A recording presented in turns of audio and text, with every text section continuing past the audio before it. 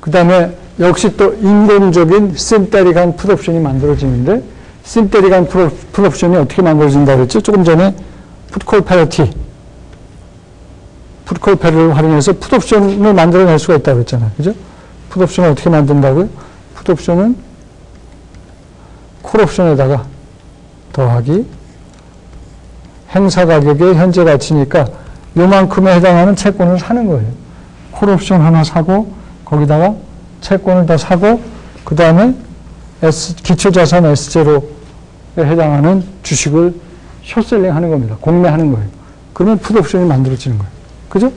그러니까 이 풋콜 패러티를 활용해서 인공적으로 풋옵션을 만들어낼 수가 있습니다. 오케이? 그게 바로 요 얘기예요.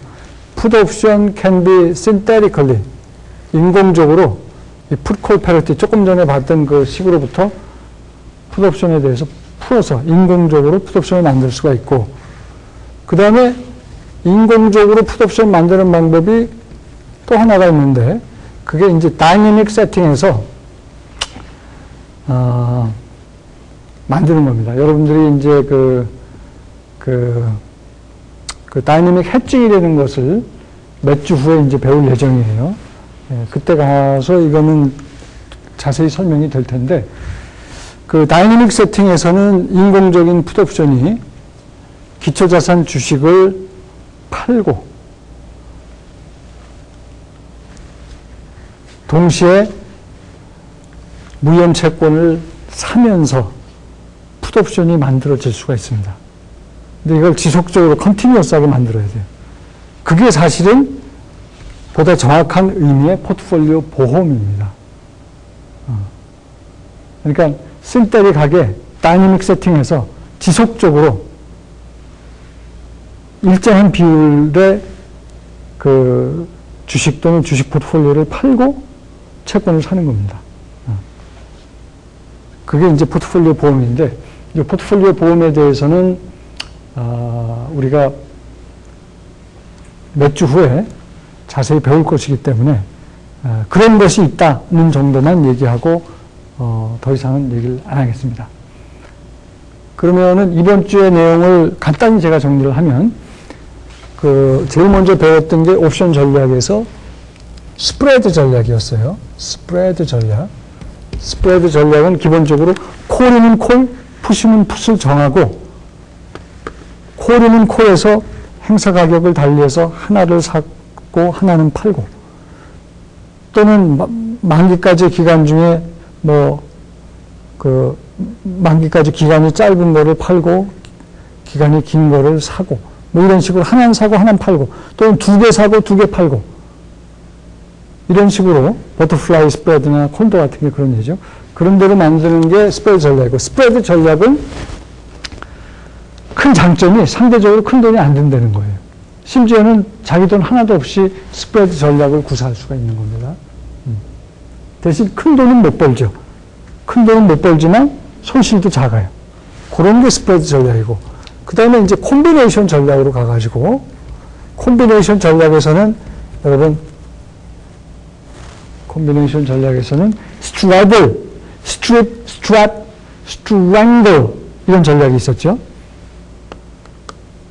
이게 여러분들 모티베이트 하기 위해서 말씀드리면, 2008년도 금융위기 때 실제로 우리나라에서 이 콤비네이션 전략, 스트랩 또는 스트랭글, 스트랩 전략 가지고 굉장히 큰 돈을 옵션 시장에서 번 사람이 있습니다.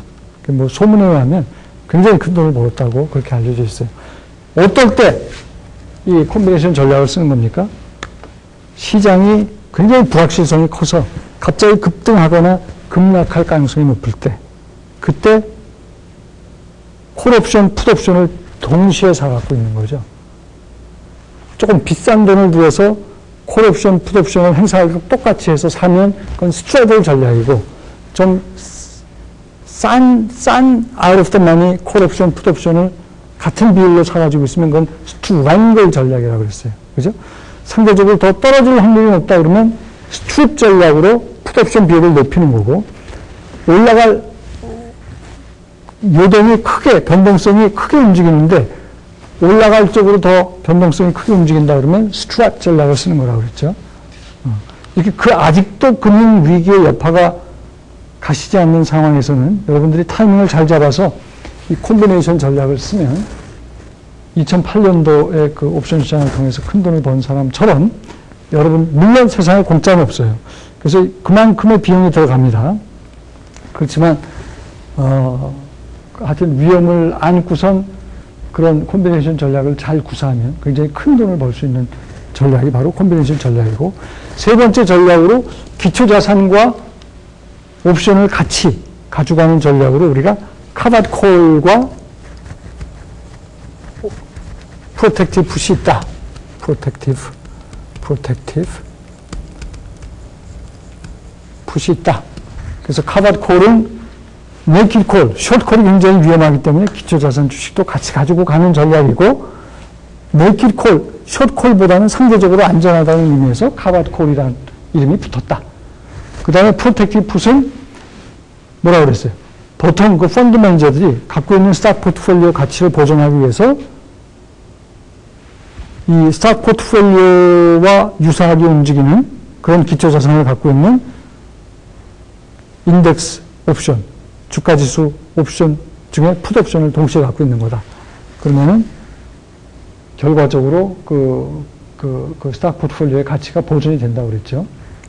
그 얘기까지 한 다음에 그 다음에 풋콜 패러티 얘기를 하면서 풋콜 패러티를 활용해서 굉장히 그 여러 가지 그 합성 콜 옵션, 합성 풋 옵션, 그 다음에 심지어는 기초자산 주식 포트폴리오까지도 풋콜 패러티를 가지고 만들어낼 수 있지만, 특히 풋 옵션 같은 경우는 이게 포트폴리오 보험과 관련이 되기 때문에 풋콜 패러티를 통해서 만들어질 수도 있고, 그 다음에 다이내믹 세팅에서 우리가 아직 배우지는 않았지만 컨티뉴어스 지속적으로 다이내믹 세팅에서 기초자산 주식을 팔고 또는 주식 포트폴리오를 팔고 채권을 사면서 풋옵션을 만들 수가 있는데, 그게 보다 정확한 의미의 포트폴리오 보험이고, 이것에 대해서는 다음에 몇 주 후에 우리가 자세히 배울 것이다 하는 얘기를 하면서 오늘은 조금 일찍 마무리를 하겠습니다.